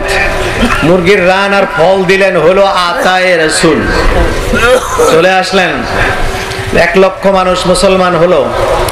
1 লক্ষ মানুষ থেকে খাজা গরিবে নওয়াজ শুরু করলেন দ্বীনের দাওয়াত, তাবলীগ। খাজা গরিব নওয়াজের তাবলীগ আর আমাদেরও তাবলীগ। আমাদের তাবলীগ হলো মানুষের ঈমান যা আছে পোটলা বাটলির মধ্যে ঢুকাইয়া দেওয়া, কলিজার থেকে ঈমান বাইর করে পোটলায় ঢুকাইয়া দেওয়া। আর খাজা গরিবে নওয়াজের কাজ ছিল ঈমান হারাকে ঈমান ভিতরে ঢুকাইয়া দেওয়া। দেখতে তো খুব ভালোই দেখা যায়। মহাকাল ফল, একটা ফলের নাম আছে মহাকাল। দেখতে আপেলের মতো হলুদ রঙের, বাইরের থেকে দেখলে মনে হবে এক্ষুনি ফলটা খেয়ে কলিজা ঠান্ডা করি, কিন্তু ওই ফল যদি একবার ভাঙ্গা যায় তা আশেপাশে 20 হাতের মধ্যে কেউ থাকতে পারবে না। কুত্তার গু আর বিড়ালের গু একখানে করলে যা গন্ধ, সেই গন্ধ, এত দুর্গন্ধ যে এটার ভিতরে থাকা যায় না। দাড়ি টুপি পাগড়িয়ে লেবাসে ওজুয়ে আর নামাজে দেখলে মনে হবে মহাকাল। আর ওটার ভিতরে যদি ফাঁক করা যায় পাওয়া যাবে আব্দুল্লাহ ইবনে উবাই ইবনে সলুল বসে আছে, ইবনে সলুলের প্রেতাত্মা বসে আছে, ইয়াজিদের প্রেতাত্মা বসে আছে, মুসাইলামাতুল কাজ্জাবের প্রেতাত্মা বসে আছে, মির্জা গোলাম আহমদের প্রেতাত্মা বসে আছে। এই পাওয়া যায় ভিতরে। আর বাইরে কি পাওয়া যায়? কি সুন্দর নামাজ, মহাকাল ফল। তারপর গরিবে নওয়াজ 1 লক্ষ মানুষকে দিয়ে শুরু করলেন দ্বীনের দাওয়াত। ওনার ইন্তেকালের সময় 103 বছর তিনি বেঁচে ছিলেন। 103 বছর পর যেদিন তিনি দুনিয়ার থেকে চলে যাবেন, ইশার নামাজের পর তালকিন তালিম দিয়ে সব মুরিদকে বের করে দিলেন, দরজা লাগাইয়ে দিলেন। মুরিদরা বললো, হুজুর তো কোনোদিন দরজা লাগায় না, আজকে দরজা কেন লাগাইলো? সারা রাত বাইরে অপেক্ষা করে আর ভেতর থেকে আওয়াজ পাওয়া যায়। বিয়ে বাড়িতে যেরকম আনন্দ করা হয়, আনন্দের আওয়াজ পাওয়া যায়। আর দরবারের চতুর্পাশে খুশবু, ভেতর থেকে এমন একটা আলো আসছে যে আলো ওই সময় কেউ দেখে নেই। এরকম সারা রাত চললো। সবাই চিন্তা করলো, আমরা এটা কি দেখতেছি, বাস্তব কি অবাস্তব দেখতেছি। যখনই ফজরের আজান হইলো, আলো বন্ধ হয়ে গেল, হইচই বন্ধ হয়ে গেল, আনন্দ বন্ধ হয়ে গেল, নীরব হয়ে গেল। ফজরের নামাজ পড়ে সবাই দরজা খুলে ভিতরে গিয়ে দেখে গরিবের আওয়াজ কাপড় মুড়ো দিয়ে শুয়ে আছেন। মাথার দিক থেকে কাপড় সরাইয়ে দেখে নূরের অক্ষর দিয়ে লেখা আছে, হাদা হাবিবুল্লাহ মাতা ফি হুব্বিল্লাহ। খবরদার, খাজা গরিবে নওয়াজ অসুখ হয়ে মরে গেছে এটা মনে করবো না। আমার হাবিব, আমার দোস্ত, আমার মহব্বতেই মারা গেছে। খাজা গরিবে নওয়াজ দুনিয়া থেকে চলে গেলেন। যাবার আগে 1 লক্ষ মানুষকে নিয়ে যাত্রা শুরু করেছিলেন, আর যেদিন তিনি দুনিয়া থেকে চলে গেলেন 90 লক্ষ রেখে গেলেন। 1 লক্ষ মানুষ প্রোডাকশন দিল 90 লক্ষ। গরিবে নওয়াজ পৃথিবী থেকে চলে যাবার পর 2010 সাল পর্যন্ত আজ ভারতবর্ষের, ইন্ডিয়া, আফগানিস্তান, পাকিস্তান, বাংলাদেশ মিলিয়ে ভারতবর্ষে এখন মুসলমান হলো 75 কোটি। ঘড়ি তাকে জীবন্ত ধরে কুচো কুচো করে ফেললো যুদ্ধের ময়দানে, গেল শেষ হইয়া। শাহ সুলতান হাজি মিরান হুসাইন খাজা গরিব নওয়াজের 15 বছর আগে আসছিল ওই জায়গায়। এই পৃথ্বীরাজের সঙ্গে তার যুদ্ধ হয়েছিল, এবং পৃথ্বীরাজ যুদ্ধ করতে করতে তাকে তারাগড় পাহাড়ের উপরে 1000 ফিট পাহাড়ের উপরে তুলল। সেই পাহাড়ের উপরে থেকে তিনি যুদ্ধ করতে লাগলেন মাসের পর মাস, এবং তিনি যে ঘোড়ার পিঠে চড়ে যুদ্ধ করেছেন, যত তীর তার দিকে মারত, ঘোড়া পা দিয়ে সব তীর ফিরাইত। তার পীর, ঘোড়ারও পীর। মুরিদ খালি মানুষ হয় তা না, জানোয়ারও কিন্তু মুরিদ হয়। আমরা উম্মত রাসূলুল্লাহর, ওই উটও উম্মত ছিল। উট কি উম্মত ছিল না? উটও উম্মত। রাসূলুল্লাহর উম্মত শুধু মানুষ নয়, জীব জানোয়ারও রাসূলুল্লাহর উম্মত। আর পীরের মুরিদ শুধু মানুষ নয়, পীরের মুরিদ জীব জানোয়ারও হতে পারে। তো ঘোড়া তার পীরের দিকে তীর মারতো, পা দিয়ে ঠেকাতো। আসরের নামাজের সময় হলে পরে ঘোড়া রেখে পীর নামাজে দাঁড়ায় গেল যুদ্ধের ময়দানে। ওরা তীর মারলো, রুকু অবস্থায় হাজি মিরান শহীদ হয়ে গেল। তারপরে ঘোড়াকে তীর মেরে মেরে ফেললো, ঘোড়াও শহীদ হয়ে গেল। এই জন্য তারাগড় পাহাড়ের উপরে মাঝখানে হাজি মিরান হুসাইনের কবর, রওজা, মাজার শরীফ, আর তার দরজার মধ্যে ঘোড়ার মাজার, দুটোই একসাথে আছে। ঘোড়াকেও মানুষের মতো রাখা হয়েছে। সেখানেও আমি গিয়েছি। এই পৃথ্বীরাজের সঙ্গে তার যুদ্ধ হয়েছিল। খাজা গরিব নওয়াজকে একইভাবে পৃথ্বীরাজ আক্রমণ করলো, কিন্তু পারল না। তারপরে সেই জায়গা থেকে গরিবে নওয়াজ আল্লাহর দ্বীনের ফোকাসিং এই গোটা ভারতবর্ষ, এশিয়া মহাদেশে ছড়াই দিলেন কিনা? এত বড় ঐতিহাসিক কাণ্ড 350 বছর ধরে চললো। সেই খবরটা সৌদি আরব জানে না। এখন জিজ্ঞেস করলে বলে খাজা আবার কেডা, ওখানে আমরা চিনি না। তারা এখন খাজা চিনে না। আর এই দেশে তাদেরই তল্পিবাহক গোলাম মৌলভী সাহেবরা খাজা বাবা করে ব্যঙ্গ করে, মস্কারি করে, করে না করে? তুমি যার নামে মস্কারি করছো মৌলভী সাহেব, আমি একটা কথা বলি, আপনারা চিন্তা করে দেখুন, যেই মৌলভী সাহেব খাজা বাবার নামে ব্যঙ্গ করতেছে, মস্কারা করতেছে, দেখা যাবে ওই মৌলভীর বাপের দাদার বাবা, এইরকম তার পূর্বে 2-3 পুরুষ আগে সে একটা হিন্দু ছিল। সেই হিন্দু খাজা বাবার কোনো না কোনো খলিফা বা মুরিদের কাছে মুসলমান হয়েছে, কোন ওলির কাছে মুসলমান হয়েছে। সেই মুসলমানের ছেলের ছেলে আজকে মৌলভী হয়েছে। যদি খাজা বাবা এই দেশে না আসতো, তোমার বাপদাদাও মুসলমান হতো না, তুমিও মুসলমান হতো না, তুমিও শ্রীকৃষ্ণই থাকতা। লাল আর দাড়ি আর লাল করণ লাগতো না, লিংটি পরণ লাগতো না। দাড়ির জায়গায় তোমাকেও টিকি রাখতে হতো, আর লম্বা জামার জায়গায় তোমাকে পৈতা পড়তে হতো, লুঙ্গি পায়জামার জায়গায় ধুতি পড়তে হতো। আজ এই পরিবর্তন করে দিয়েছে আউলিয়ায়ে কেরাম, তাদের হাতে হাত দিয়ে তোমার বাপদাদা মুসলমান হয়েছে, তার সন্তান তুমি আলেম হয়ে সেই খাজা গরিব নওয়াজকে ব্যঙ্গ করো, খারাপ বলো। এরা কি নিমক হালাল না নিমক হারাম? এরা নিমক হারাম মৌলবি। তারপর আজকে সেই জায়গা থেকে আমি আরেকটু সরে আসি আরেক জায়গায়। সেটা হলো এই যে আউলিয়ায়ে কেরাম বুজুর্গানে দ্বীনের কাজ হলো মানুষকে আল্লাহর নিকটবর্তী করে দেওয়া, মানুষকে কোথায় নিয়ে যাওয়া? আল্লাহর নিকটবর্তী করে দেওয়া।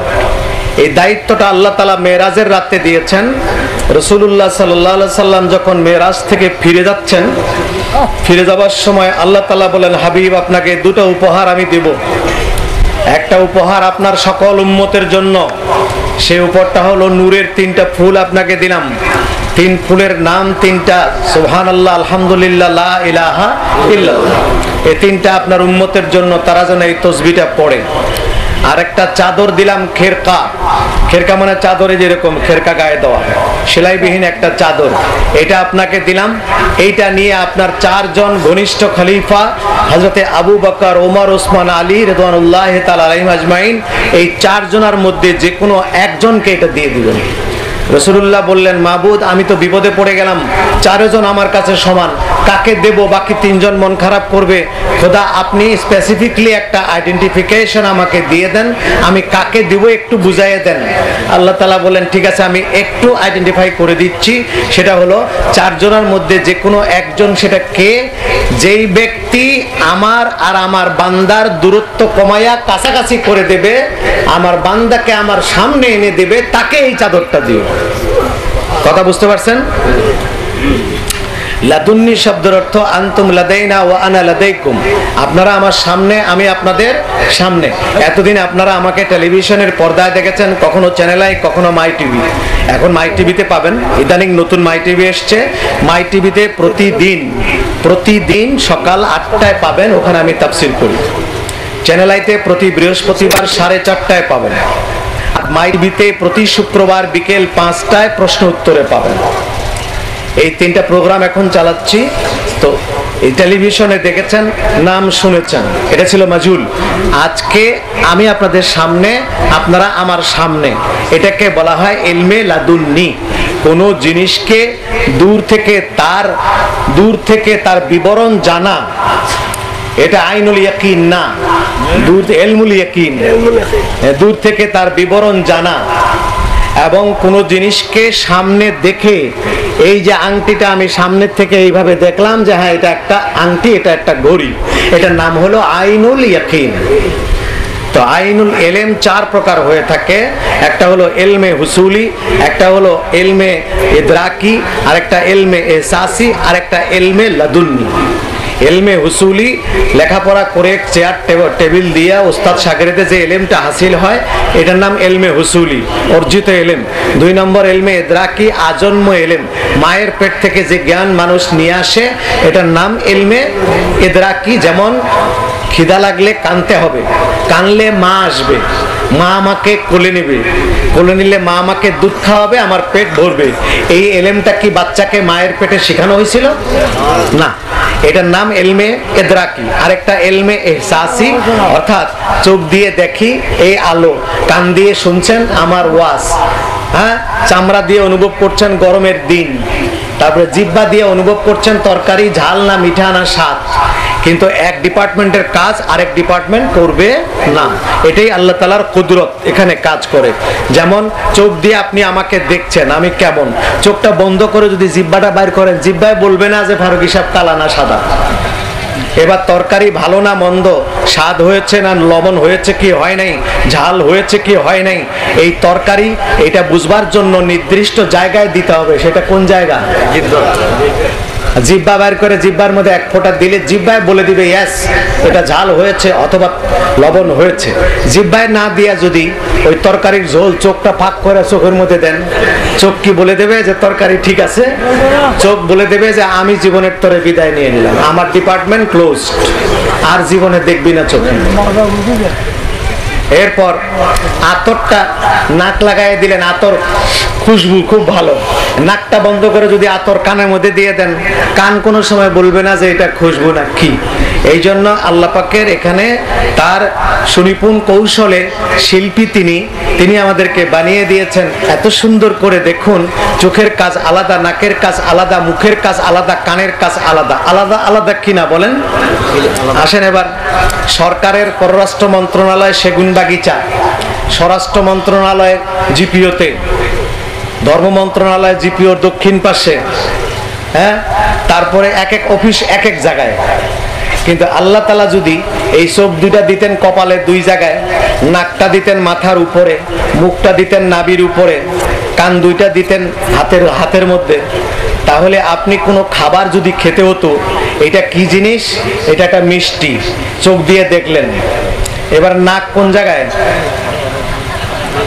পেটের মধ্যে নাক, এটা এখান থেকে নিতে হইতো নাকের কাছে, নাকে সার্টিফাই করতো ইয়েস এটা পচে নাই, তারপরে কান কোন জায়গায়, মুখ কোন জায়গায়, নাভির নিচে, তারপরে মুখ, এটার মধ্যে দিতে হইতো। এই খাবার এরকম ঘুরাইতে ঘুরাইতে, অফিসে অফিসে ঘুরাইতে ঘুরাইতে কাম শেষ সারাদিন। এই জন্য আল্লাহ তাআলা বলেন দুই কাজ একসাথে করলাম, আমি যেখানে চোখ দুইটা দিলাম তার নিচেই নাক দিলাম, তার নিচেই মুখ দিলাম। তার মানে কি, খাবারটা যেতে যেতে তিনোটা অফিস একসাথে সার্টিফাই করে দিয়ে দিবে, একসাথে ক্লিয়ারেন্স দিয়ে দিবে, ওকে খাওয়া যায়, আলাদা আলাদা নেওয়া লাগলো না। এক। দুই নম্বর, চেহারাটা সৌন্দর্য করার জন্য চোখ তো খালি একটা ফুটা দিয়ে একটা গ্লাস বসায় দিলেই হইতো, কিন্তু এটাকে এত সুন্দর করলেন, নাক দুইটা ফুটা দিলেই তো হইতো, ফুটা ছিদ্র থাকলেই তো হয় না, এইটাকে এত সুন্দর করে গোল করে উঠাইয়া দিলেন। এবং এই মুখটা, এটা একটা গর্ত হলেই তো হইতো, গর্তের মধ্যে খালি ভর আর ভর, গর্ত না দিয়ে এটাকে দুটা লিপস দিয়ে ভেতরে দাঁত দিয়ে সুন্দর করে সাজিয়ে দেওয়া হলো, যেন একই সাথে মানুষের চেহারা দেখতে সুন্দর লাগে, কথা বলতেও সুন্দর লাগে, নাক গ্রান নেওয়ার কাজও হবে, সুন্দরের কাজও হবে। বউ দেখে আইলা, কিরকম বউ দেখলা? ফার্স্ট ক্লাস রে ভাই, নাকটা কি উঁচু উঁচু নাক। বউ দেখলা, কেমন দেখলা? ফার্স্ট ক্লাস বউ রে ভাই, হরিণের মতো ডাগর ডাগর চোখ। এইগুলো সৌন্দর্য দেওয়ার জন্য সবগুলো একসাথে লাগাই দিল, কাজের কাজও হলো, দেখার কাজও হলো, সুন্দরও হয়ে গেল একসাথে। সেই আল্লাহ মানুষকে এত সুন্দর করেছেন, সবকিছু আপনার জন্য, আপনি আল্লাহর জন্য। তাহলে এইটার নাম হলো এলমে এহসাসি। তারপরে এলমে লাদুন্নি একটা, সেটা হলো এই যে সামনাসামনি, যেটা দূর থেকে এরকম কাছে হয়, দুইটাকে পাশাপাশি করে দেয়, একজন আরেকজনকে পরখ করে নিরীখ করে দেখে, এটার নাম হলো ইলমে লাদুন্নি। এইবার আল্লাহ তাআলা বলেন, হাবিব একটা চাদর দিয়ে দিলাম, এই চাদরটা আপনি আপনার 4 খলিফার মধ্যে একজনকে দিবেন, যে ব্যক্তি আমার বান্দা আর আমাকে সামনাসামনি করে দেয়। রাসূলুল্লাহ বলেন, ঠিক আছে, মোটামুটি একটা গাইডলাইন পেয়ে গেলাম। পৃথিবীতে গিয়া হযরত আবু বকরকে ডাকলেন, আবু বকর তোমাকে যদি পৃথিবীতে, ঠিক আছে চলে যাও। ওমরকে ডাক দিলেন, তুমি যদি চাদর পাও কি করবা? আমি আদালতের ঝান্ডা উঠাবো। ওসমানকে বললেন, তুমি যদি এই চাদর পাও কি করবা? হুজুর আমি সাখাওয়াতের ঝান্ডা উঠাবো। হযরতে আলীকে ডাক দিয়ে বললেন, তুমি যদি এই চাদর পাও কি করবা? হযরত আলী বললেন, আমি আল্লাহ ও বান্দার দূরত্ব কমায়া সামনাসামনি করে দেওয়ার চেষ্টা করব। হুজুর বললেন, তোমার কথাই তো বলছে আল্লাহ তাআলা, তাই নাকি? বলে হ্যাঁ, এই চাদর তুমি নিয়ে যাও। সাথে সাথে হুজুর বলে দিলেন, আনা মাদিনাতুল ইলমি ওয়া আলিয়ু বাবুহা, আমি ওই ইলমে লাদুন্নির জ্ঞানের গুদাম আর তুমি তার দরজা। সব সাহাবীরা শুনলো, উনিও শুনলেন। সাহাবী মুআয ইবনে জাবাল রাদিয়াল্লাহু তাআলা আনহু কিছুদিন পরে হেঁটে যায়। হযরত আলী ডাক দিলেন, এই জাবাল কোথায় গেছিলা? নবীর দরবারে গেছিলাম। তুমি কি জানো রাসূলুল্লাহর কাছে একবার গেলে আমার কাছে 2 বার আসতে হয়? বলে এই কথা তো জানি না। হুজুরের কাছে সে ফিরে গেছে, গিয়ে নালিশ করলো, হুজুর আলী এমন একটা কথা বললেন আমার কাছে ভাল লাগলো না। কথাটা হলো এই যে আপনার কাছে একবার আসলে নাকি তার কাছে 2 বার যাওয়া লাগে। হুজুর বলেন, হ্যাঁ তা তো ঠিক, এ কথা বলবে কেন সে? আলীকে ডাক দিছে, তুমি কি এরকম কথা বলেছো? জি হুজুর, আমি এরকম কথা বলেছি আমি। তুই কেমন করে বললা এটা? এটা তোমাকে আমি কখন বলেছি? আপনি বলেছেন তাই তো আমি বলছি। আমি কোন সময় তোমার এই কথা বললাম? বলে হুজুর আপনি বলেছেন, খেয়াল করে দেখেন।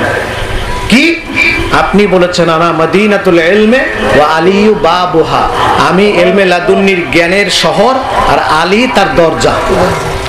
এখন জ্ঞানের গুদামের ভিতরে যেই লোকটা যায়, যাবার সময় দরজার সাথে সাক্ষাৎ হয় একবার, আর গুদাম থেকে যখন বাইর হয় তখন সাক্ষাৎ হয় আরেকবার। কয়বার হইল?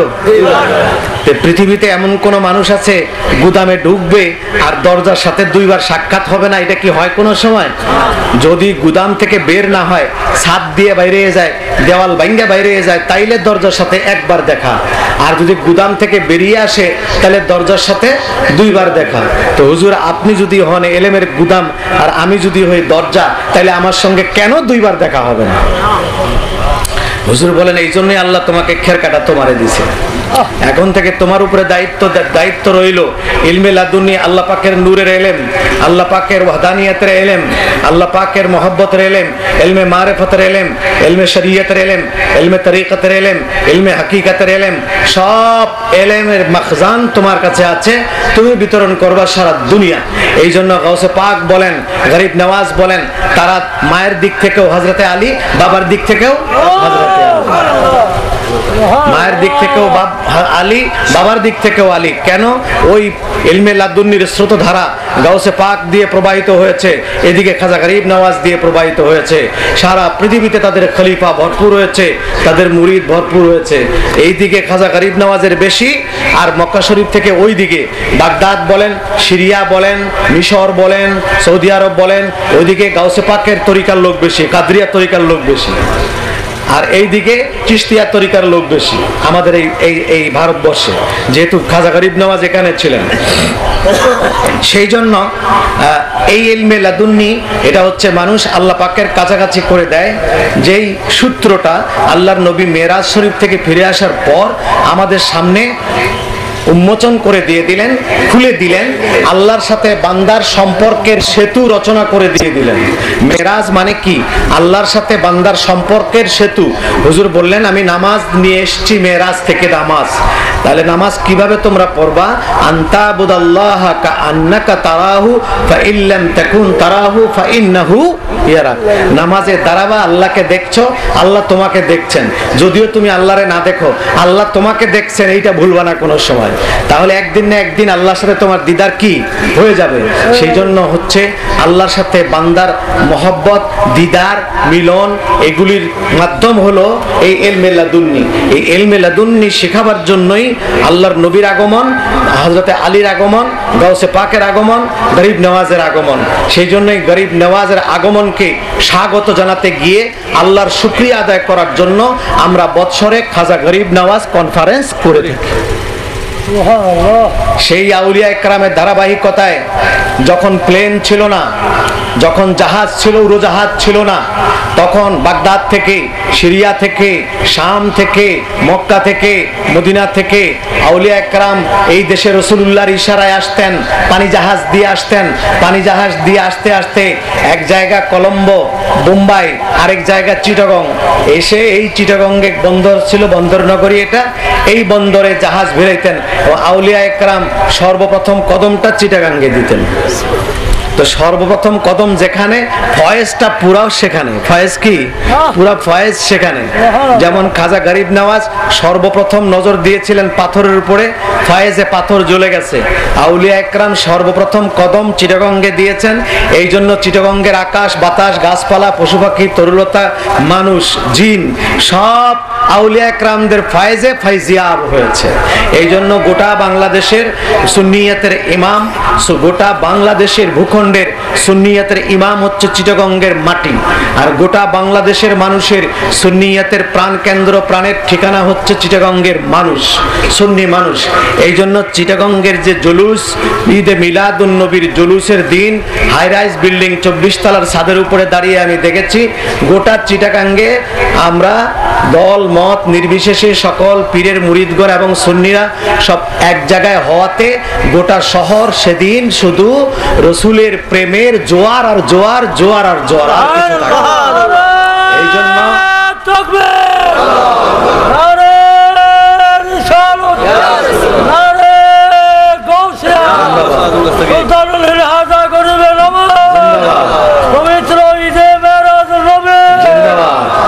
আজ সেজন্য আমরা এই জশ্নে জুলুস, একটা কথা যেটা আমি বলি, বাংলাদেশে আমরা সমস্ত সুন্নি, চিটাগং, ঢাকা, তারপরে কুমিল্লা, তারপরে অন্যান্য জায়গার সমস্ত সুন্নিরা, আমরা সমস্ত বাংলাদেশের সুন্নি যদি এক জায়গায় হই, তাহলে টঙ্গীর ময়দান 3টা লাগবে, একটা হবে না। এক ময়দানে কুলাইব না, 3 ময়দান লাগবে আমাদের বসতে। এত সুন্নি আমরা সারা বাংলাদেশে আছি, কিন্তু দুঃখজনক ব্যাপার হলো তারপরও আমরা একখানে বসতে পারলাম না।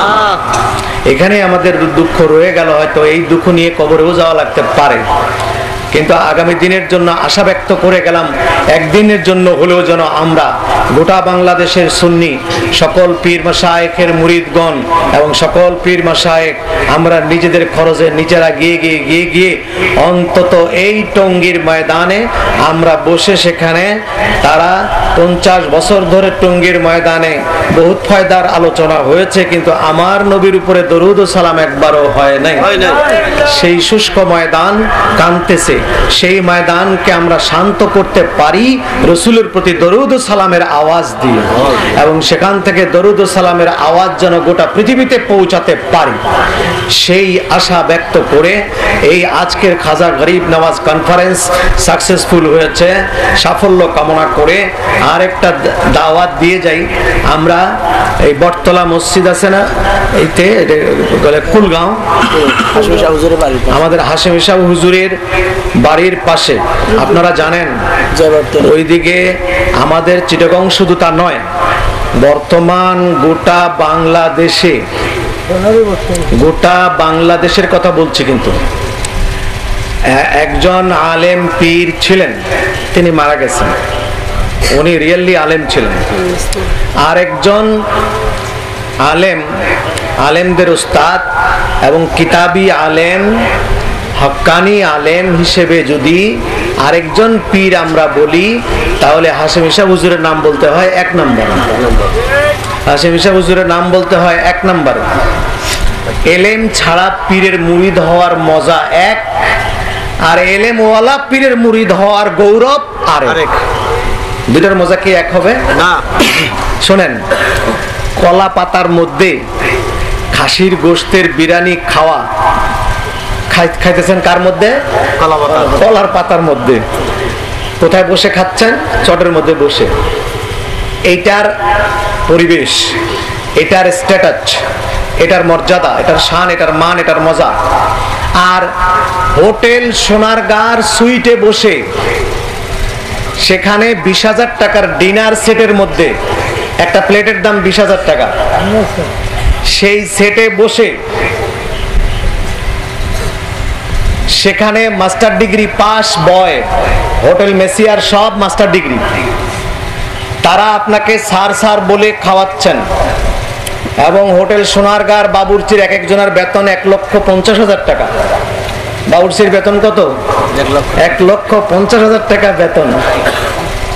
এইরকম বাবুর্চি পাকাইয়া এই খাসির বিরিয়ানি 20,000 টাকা দামের সেট, ডিনার সেটে করে হোটেল সোনারগাঁর এয়ার কন্ডিশন রুম ছেড়ে দিয়ে বিরাট কার্পেটের উপরে দামি চেয়ার, এক একটা চেয়ারের দাম 20-25,000 টাকার চেয়ারে বসাইয়া আপনাকে যদি খেতে দেয়, সেই খাওয়ার স্বাদ আর এই কলা পাতার মধ্যে চটে বসে খাওয়ার, দুইটা কি এক হয় কোনোদিন? না, দুইটা কোনোদিন এক হয় না। তো যারা আলেম, হক্কানি বড় আলেম পীরের মুরিদ, তারা যেরকম হোটেল সোনারগাঁয় খাচ্ছে, আর কলা পাতার মধ্যে ওই বিরিয়ানি খাইতেছি আমরা বেএলেম পীরের মুরিদ। এই জন্য মুরিদ হতে হলে এটা একটা পক্ষপাতিত্ব কথা নয়, এটা নিউট্রাল কথা, নিরপেক্ষ কথা। কেউ বেজার হতে পারবেন, কেউ খুশি হতে পারবেন, আমি সেদিকে যাচ্ছি না। বেজার হলেও আমার করবার কিছু নেই, খুশি হলে আলহামদুলিল্লাহ, কিন্তু হক কথাটা আমাকে তো বলতে তো হবে। নিজের জীবনটাকে সুপে দিবেন, বায়াত শব্দের অর্থ বিক্রি হওয়া।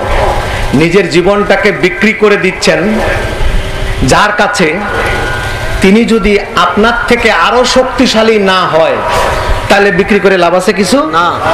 এই জন্য যার কাছে বায়াতের মাধ্যমে নিজের জীবন সুপে দিচ্ছেন, সেই লোকটা যেন আলেম হয়, পাশাপাশি আমলওয়ালা হয়, পাশাপাশি রসুলের আশেক হয়। প্রেম, মোহাব্বত আর ইশক এক জিনিস নয়, মোহাব্বতের বিকল্প আছে। আপনারা আমাকে মহব্বত করলেন, করে বছর দাওয়াত করছেন, আগামী বছর আমাকে মহব্বত করে দাওয়াত নাও করতে পারেন, আরেকজন করতে পারেন, এটার নাম হলো মহব্বত। উনি না উনি, উনি না হলে উনি, উনি না হলে উনি, এটার নাম হলো মহব্বত। মহব্বতের জোয়ার আছে, ভাটা আছে। মহব্বত কখনো বেশি থাকে, কখনো কম থাকে, কিন্তু ইশক হলো তা না। ইশকের জুনুন আছে, অর্থাৎ ইশক হলো ওই জিনিস যেটার কোনো বিকল্প বলে কোনো শব্দ নাই, ডু অর ডাই, হয় আমি তাকে পাবো, নাইলে আমার জীবন দেব, এর মাঝখানে কোনো কিছু নাই, ওইটাকে আমি চাই। এই ধরনের টার্গেটের নাম হলো ইশক। হয় আমার নবীকে আমি চাই, না হলে আমার জীবন দেই, নবী ছাড়া আমি আর কিছু বুঝি না। এই জন্য রসুল্লাহর ক্ষেত্রে আমাদের শব্দ হলো ইশক। আশেকে রসুল। ঠিক না ঠিক? আমরা আশেকে রসুল না মুহিব্বে রসুল? আশেকে রসুল। আশেকে রসুল বললেই আবার মিস্টার ইয়াজিদ বাহিনীর সেলারা তারা আমাদেরকে ভণ্ড বেদাতি বলে। আশেকে রসুল, হ্যাঁ, বাস্তব হক্কানি আশেকে রসুল, আবার এক ভণ্ড আশেকে রসুলও আছে। মুখে মুখে আশেকে রসুল, আর এদিক দিয়ে টাকার পাহাড়, অলিও না, বেলায়েতও নাই, এলেমও নাই, কোনো কিছু নাই। এরকম ভণ্ড আশেকে রসুলও বাংলাদেশে আছে, নাই এমন কোনো কথা না, আছে। সেগুলোর কাছে আমাদেরকে যাওয়া যাবে না। আশেকে রসুল নাম দিয়ে সারা বাংলাদেশের সমস্ত দেয়ালে দেয়ালে কোটি কোটি টাকার লেখন, দেয়াল ফেস্টুন আশেকে রসুল নাম দিয়ে। আমরা এতদিন শুনি নাই আশেকে রসুল যখন 71 সালে যুদ্ধ হয় তখন আশেকে রসুল হয়তোবা 11-12 বছরের ছিল, আর সেই আশেকে রসুল এখন বীর মুক্তিযুদ্ধ হয়েছে। সত্য না মিথ্যা? একেবারেই মিথ্যা কথা একটা। বীর মুক্তিযুদ্ধ, কোন ওলি আল্লাহ বীর মুক্তিযোদ্ধা লিখবে না, এটা কোনো হতে পারে কোনোদিন না। তো এইগুলো ভণ্ড আশেকে রসুলও আমাদের দেশে আছে। ভণ্ডদের শক্তি কিন্তু বেশি, এটা মনে রাখবেন। ভণ্ডদের শক্তি বেশি, তাদের কাছে আমির উমারা বেশি আসে, সরকারি লোকজন বেশি আসে, তাদের কাছে ব্যবসায়ীরা বেশি যায়। যাওয়ারও কারণ আছে, সেখানে যে মাল পায় হক্কানি ওলির কাছে ওইটা পাবে না। হক্কানি ওলির কাছে আসলে পাবে আল্লাহ ও রসুল, আর তাদের কাছে গেলে পাওয়া যাবে অন্যটা, ওইটার আমি বললাম না। এই জন্য হক্কানি ওলির কাছে যাবেন, আলেম পীরের কাছে মুরিদ হবেন, ইমান নিয়ে মরবেন, এলেম শিখবেন, দুটোটাই হবে।